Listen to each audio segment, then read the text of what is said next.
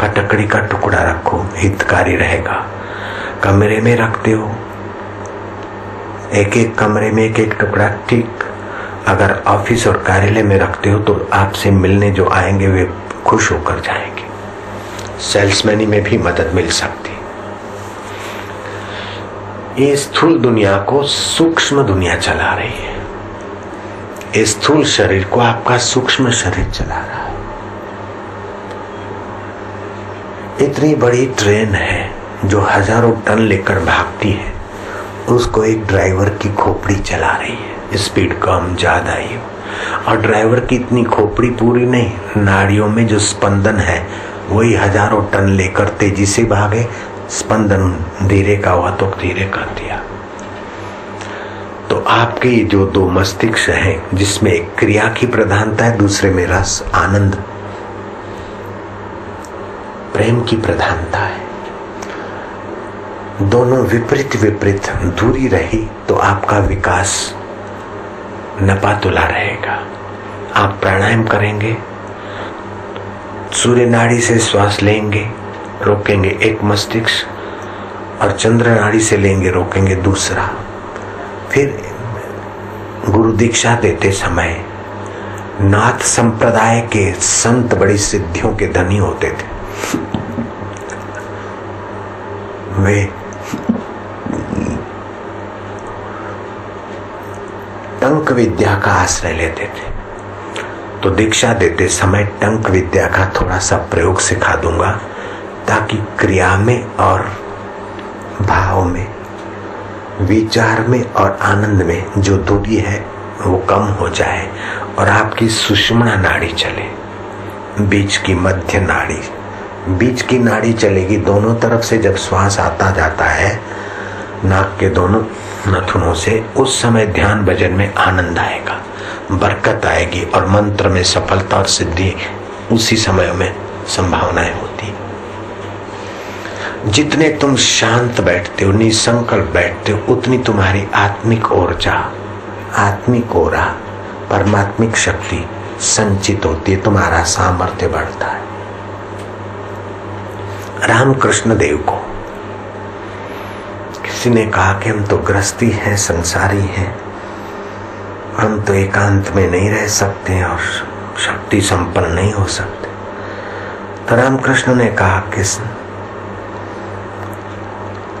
पानी और दूध, अगर आप दूध के एक लोटे को सरोवर में डालो अथवा पानी के बड़े बर्तन में डाल दो तो दूध आपका व्यर्थ हो जाएगा।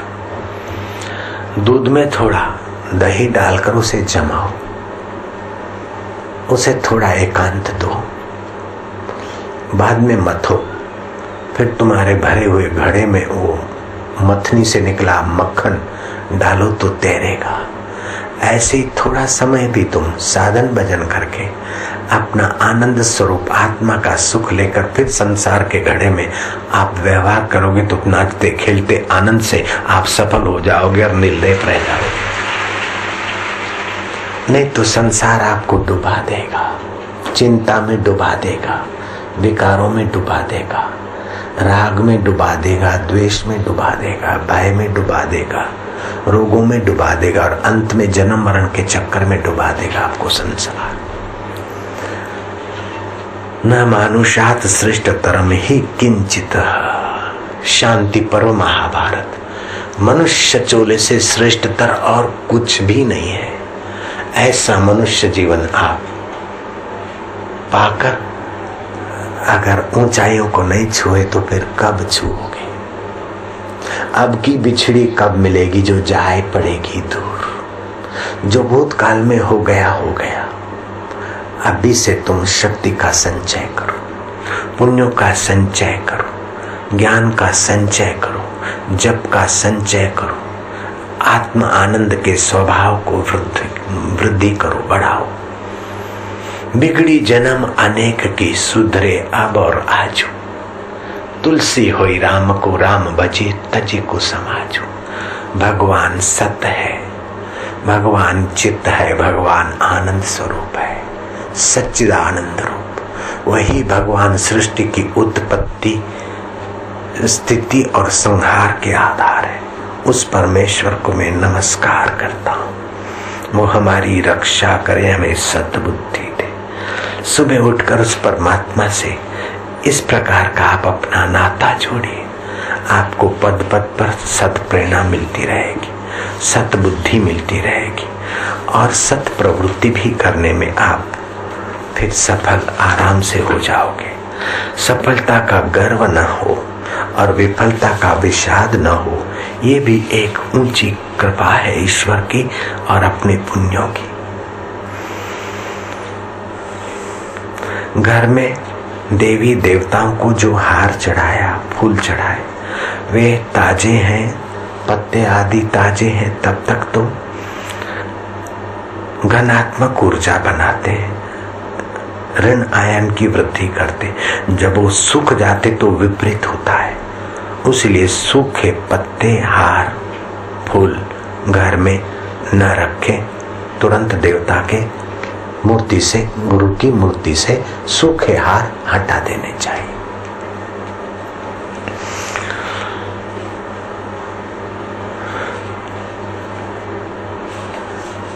ऐसा कोई सुख और संसारी भोग नहीं जिसके पीछे दुख, भय और रोग नहीं। इसलिए संसार के सुख भोग की वासना आदमी को गहरे दुख में उतारेगी।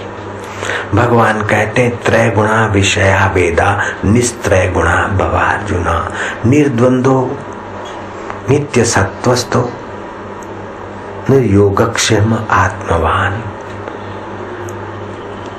ये वेद भी तीन गुणों के जगत की, ये करोगे ये मिलेगा, ये करोगे ये मिलेगा, लेकिन जो मिलेगा वो मिट जाएगा।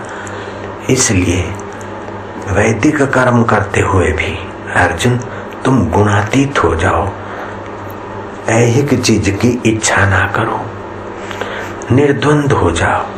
द्वंद से शक्ति का ह्रास होता है, निर्द्वंद से शक्ति का संचय होता है। नित्य निरंतर वस्तु में स्थिति हो जाएगी।